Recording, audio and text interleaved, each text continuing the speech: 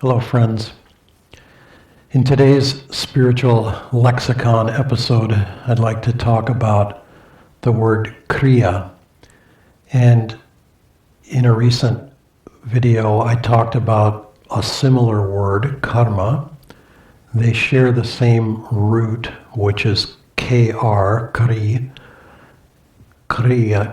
karma, K-karama, Kriya.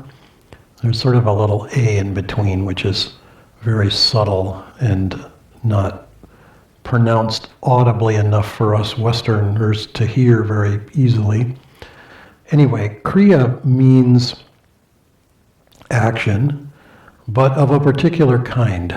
And it's the kind of action that draws us away from the involvement in Maya, delusion. And Maya is another term that's worth a lexicon video.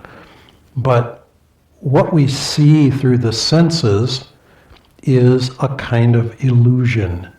It's an illusion in a sense that we create ourselves, where as we tune into it, as we give it energy and attention, it has form and shape. When we remove that energy, it disappears relative to us. All of this being relative, which is part of what the whole karma and kriya root relates to. It's always relative to. And relative to ourselves, when we learn in church, as I did, that heaven is up and hell is down, hell, here in the United States, it's not appropriate to think of hell as Australia or South America or South Africa. I think I looked on the map once and I discovered that the absolute opposite, if you were to take a line, a little rod, and drive it down straight through the center of the earth and out the other side, from where we are in Northern California here, you would come out just off the coast of South Africa somewhere. That would be the 12,000 mile, right through the center of the earth diameter. That would be the spot. Anyway, but irrespective, you can't say that the other side of the earth is hell and we're heaven. Or neither can you say, if you look up in the sky, you don't see angels flitting around in between the stars. It's relative to ourselves, heaven is up, because when we lift the energy up in our own awareness into the upper chakras, we experience more of it, more heaven. And Kriya is an aid to lifting that energy, to drawing the energy in away from the senses. And it is also the name of a specific technique, Kriya Yoga. Kriya Yoga. This is a technique that was brought by Paramahansa Yogananda to the West to help people to gain control of the reactive process. And the reactive process inside of ourselves is that which causes us to respond, to react to what happens to us.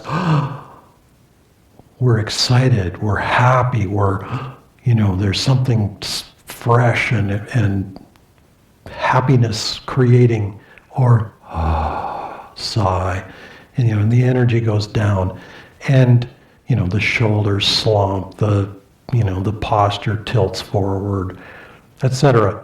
And again, that's a response to something that we perceive as negative or undesirable. Kriya teaches us through a very inward process, an inward pranayam meaning energy control, teaches us to gain control of that process, which may not sound like such a big deal. But if you think for a moment, reflect for a moment on your life, on the different chapters of your life, and I'll just review one in particular from my own as an example of this. I remember at the age of 19, 20, 21 years old, getting on the path. So I sort of became a yogi. I began to practice yoga and do meditation and so forth, and was embracing a yogic lifestyle, but I also needed to make a living. And my living initially came from the construction trades. And initially I was not sort of skilled enough or qualified really to do much with, I remember the first time I used a circular saw. And, the thing scared me to death.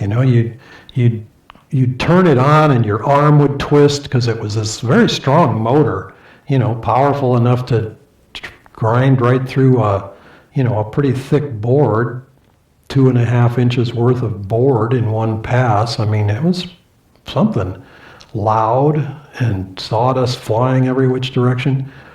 Anyway, but I remember, so I sort of worked my way sort of from laboring into carpentry, into being really a carpenter, knowing the trade of carpentry, then working my way towards being a contractor and a builder, sort of developing skill sets along the way, and along the way learning different trades as well, enough to get myself in trouble with, say, electrical, little bit of electrical, little bit of plumbing, a fair amount of roofing, some foundation work, interior work, drywall. We ended up doing a lot of different trades to some extent, little bits and pieces of them as we chose to do them on different jobs when it didn't make sense to hire them out to other people. But anyway, my point is, I remember consciously saying, I am a carpenter.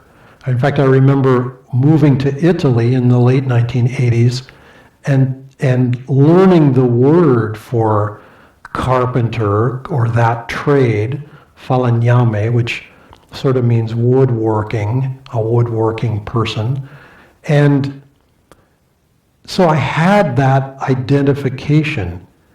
And then my trade, my livelihood moved on. It moved on into music and teaching and ministry. And later on it moved on into publishing. And I remember, and at a certain point I was a production manager. And all of those things came not as a result of anybody saying to me, okay, now you're a this. Now we're going to give you a promotion and you are now, you hang this brass plaque on your door and it says Joe Schmo, production manager or CEO or something. These things came with the output of energy, and the energy itself said, okay, you're putting out this energy, there's magnetism around it, that makes you a this. You begin to identify with what you're doing because there's a momentum to it, there's an action to it. Kriya teaches us to pull back from the outward definition because nothing defines our souls. We get caught in these identifications and we leave the body with them, and the momentum is still there and it's waiting to play out another time. Kriya teaches us, find the joy within and go beyond self-definitions. What will your name be when you no longer have a physical body? We associate the name with the body and the personality. But the name was given to us, presumably, or maybe we chose it at some point when we changed our name. And so we sort of keep attaching that. Somebody says, who are you? Oh, I am so-and-so, or my name is such-and-so. Well, not really. Your name is divine. Your name cannot be uttered in words. You're not limited by that name. And Kriya teaches us to go where we have our true identity, which is in the divine. And so this is a vast, vast subject, and I won't go further into the Kriya science, but just that word, Kriya, has that powerful implication of action that takes us toward freedom. Namaste.